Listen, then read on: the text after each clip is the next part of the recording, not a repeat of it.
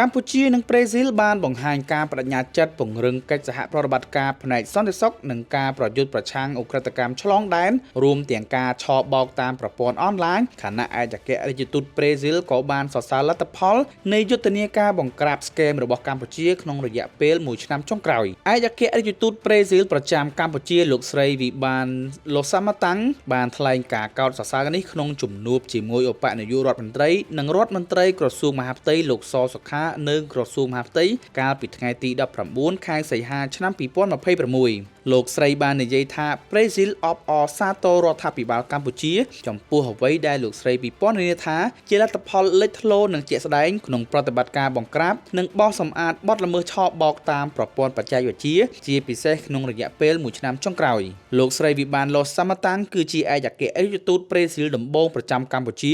បន្ទាប់ពីប្រេស៊ីលបានបង្កើតស្ថានបេសកកម្មអចិន្ត្រៃយ៍របស់ខ្លួននៅកម្ពុជាក្នុងឆ្នាំ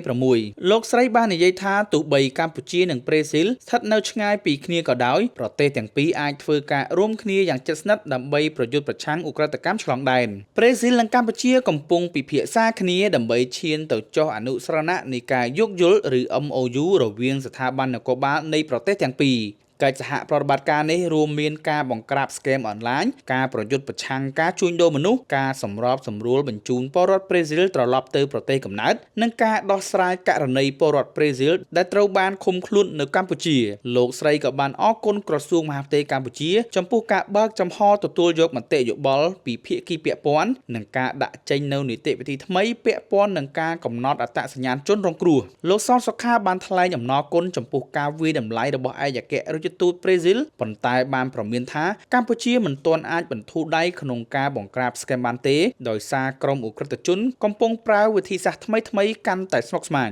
លោកបានសង្កត់ធ្ងន់លើតម្រូវការបណ្ដុះបណ្ដាលនិងពង្រឹងជំនាញរបស់មន្ត្រីអនុវត្តច្បាប់ដើម្បីឲ្យអាចឆ្លើយតបទៅនឹងការវិវត្តនៃឧក្រិដ្ឋកម្មបច្ចេកវិទ្យាលោកបានបញ្ជាក់ថារដ្ឋាភិបាលកម្ពុជាក្រោមការដឹកនាំរបស់លោកនាយករដ្ឋមន្ត្រីហ៊ុនម៉ាណែតមានការបដិញ្ញាបន្តបង្ក្រាបបទល្មើសស្គែមអនឡាញរហូតដល់ឫសគល់ដោយមិនគិតពីសញ្ជាតិរបស់អ្នកពាក់ព័ន្ធតាមការបញ្ជាក់របស់លោកសសុខាទីតាំងស្គែមធំជាច្រើនត្រូវបានបិទនិងមេខ្លោងមួយចំនួនត្រូវចាប់ខ្លួនខណៈជនបរទេសជិត40,000 នាក់ត្រូវបានបណ្តេញចេញឬចាក់ចេញដោយស្ម័គ្រចិត្តចាប់តាំងពីដើមនីតិកាលថ្មីអ្នកប្រឹក្សាយោបល់ផ្នែកផ្នត់គំនិតនិងការស្រាវជ្រាវលោកសេកសុជាតិបានប្រាប់កាសែតខ្មែរថាកិច្ចសហប្រតិបត្តិការរវាងប្រទេសទាំងពីរអាចជួយឲ្យស្ថាប័នអនុវត្តច្បាប់ផ្លាស់ប្តូរព័ត៌មាននិងស្រាវជ្រាវពីប្រភពនិងបណ្ដាញរបស់ឧក្រិដ្ឋជនការសហការគ្នានេះខ្ញុំយល់ថាវាជារឿងមួយដែលចាំបាច់ដែលគ្រប់ប្រទេសទាំងអស់គួរតែពិចារណាដែរហើយត្រូវធ្វើការជាមួយគ្នាដោយភាពស្មោះត្រង់ពីព្រោះយើងមិនអាចរក្សាក្រុមឧក្រិដ្ឋជនដែលមានចេតនាបំផ្លាញនៅសន្តិសុខជាតិឬក៏បំផ្លាញនៅអ្វីដែលជាមូលធននៃជាតិរបស់យើងទេ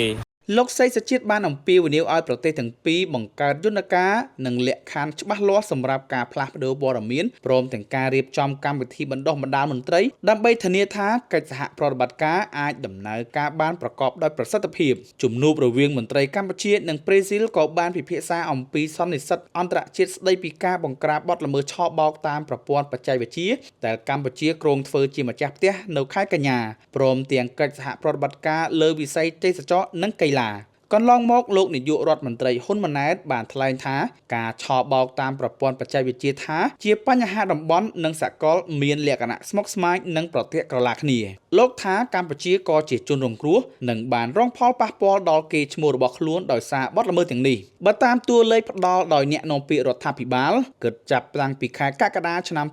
2025រហូតដល់ចុងខែឧសភាឆ្នាំ2026សមាជិកកម្ពុជាបង្ក្រាបបានបទល្មើសឆបោកអនឡាញចំនួនជាង400ករណីដកហូតអាជ្ញាប័ណ្ណកាស៊ីណូចំនួន25ទីតាំងនិងបញ្ជូនជនសង្ស័យជាង1400នាក់ក្នុងសំណុំរឿង